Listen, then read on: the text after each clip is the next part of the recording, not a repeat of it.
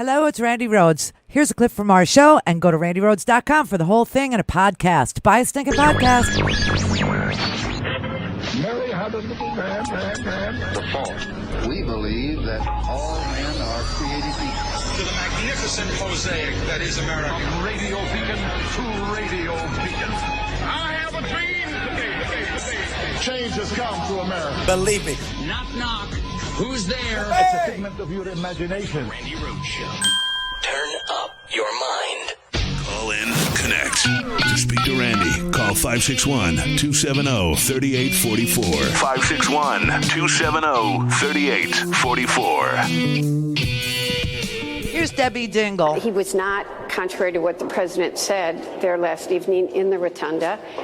The speaker had asked me if I wanted him to be here at the Capitol, and I did not, because I did not want him to get anything special that other former members did not get.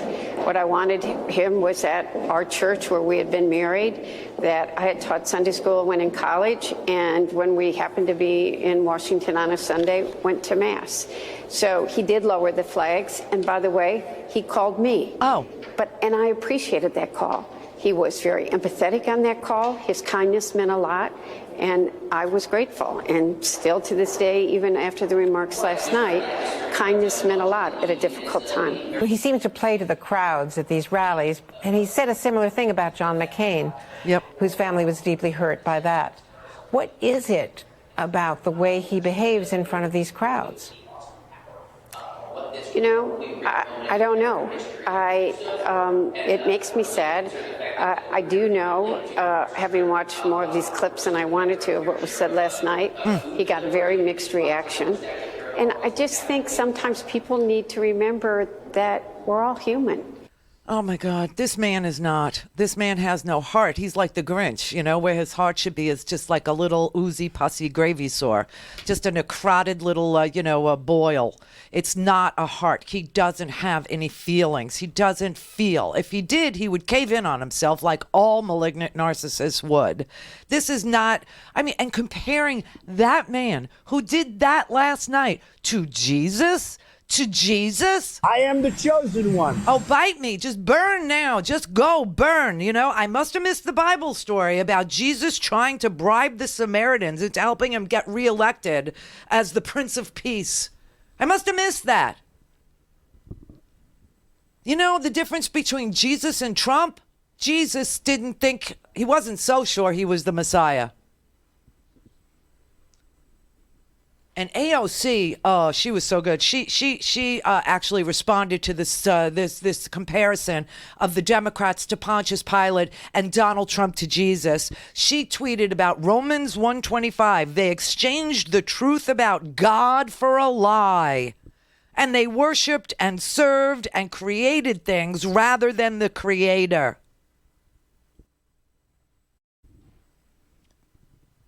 These are some sick people. And I got a funny feeling he just lost Michigan. I really do. Because he's just that stupid. He's just that unaware of other people. He's just that unaware of what he says or the meanness or the bitterness that he uses when he speaks. It's just disgusting. The boiling cauldron is Donald Trump, Mitch. This is just so sick. We are in such a bad place because of this man. I swear to God, we are just in a terrible, terrible place. And right now, half the country, 48% want him removed, 48% don't. But I always look at the independents. The independents are with the Democrats. The independents want him gone. I got a funny feeling he just lost Michigan last night. Ed in California. Hi, Randi. Hey, how you doing? I'm good. How are you? Old, tired, and worn out. Yeah, I know. It's been a long haul. This guy's wearing me out faster than I want. He is exhausting. I will give you that. I got a message for the people out there. They need to write their senator or call them and ask them if they're a puppet or a patriot. Nice. Because it's going to go down in history how they vote, and their kids or grandkids are going to study that in school, and they're going to have to live with it. Yeah. Defend the Constitution in our country, and just do what's right. I hear like you. Your oath, like their oath said. And they're going to take an additional oath, as I know you know, and that is to do impartial justice.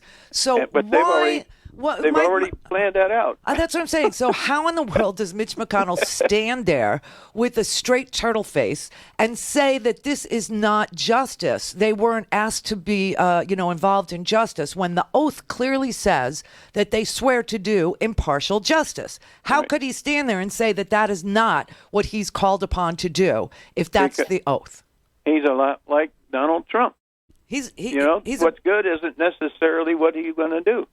He's a grotesque human being, I have to say. I mean, the idea that he blocked all these judges so that he could reserve them for his own self and pick who he wanted and deprive Barack Obama of not just Merrick Garland in the Supreme Court, but to then say, oh, well, there really was no rule that said that you can't appoint somebody in your last year. And so if Donald Trump appoints somebody in his last year, we'll take it up. We'll do it. We'll confirm. Well, yeah, because he's in the pockets of somebody, or somebody's got him in their pocket. Well, you got to go back to yesterday's homework, and the first two articles in yesterday's homework have to do with the Senate Leadership Foundation, okay? Mitch McConnell's PAC, and how it got all this Russian money. Well, they don't have to disclose that. They're Republicans. Yeah, right. I know. Lion sacks. Stephen in Hawaii. Oh, Hawaii. Hi. Hey, Hi. Hey, Randy. Unfortunately, I have to say that Tulsi Gabbard is my congresswoman. Unfortunately. What happened? For a member of Congress, for a member of Congress who can't even figure out which way to vote, they don't deserve to be in Congress if they can't make a decision. Oh, surprise, surprise! She's not running for re-election because she couldn't get reelected. What I think she's trying to do is audition for a gig on Fox News, or on the unlikely event that Trump gets reelected, to get a cabinet post or something like that. I see. Yeah, well, that makes sense. Listen, she was AWOL yesterday. She stands nowhere. Oh, yeah. She stands nowhere. Yeah. She took a pass, and that is just so sick. Right. Was she on the floor? Did she make any case? Did she say, look, I find this defensible and I don't find that defensible? No. She just, she's a surfer. She rides the wave. Yeah, and for people who still think that she is somehow a progressive, in her two last re-elections, she was challenged from the left, not from the right. But, she's always been fairly popular. But since she started running for president, she's gone wacko, and nobody can figure out what she's doing. I don't know what her deal is. Now you made it a little clearer that she may have a different career path in mind. But truly, well, yeah, that's what I think. This was worse than a punt. Okay, she voted present, and she was not present. She wasn't there. Okay, history passed her by.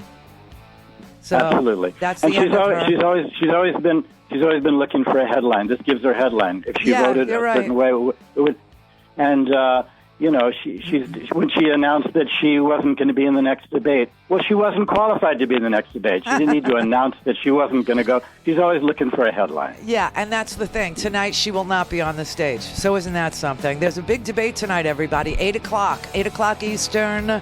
CNN, you can stream it. It'll be on the New York Times website. A whole bunch of, I'm sure there's going to be a whole YouTube channel for it.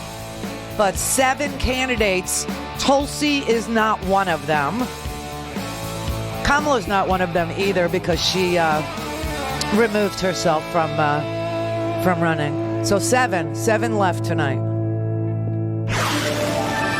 RandiRhodes.com for the whole thing and a podcast. Buy a stinking podcast.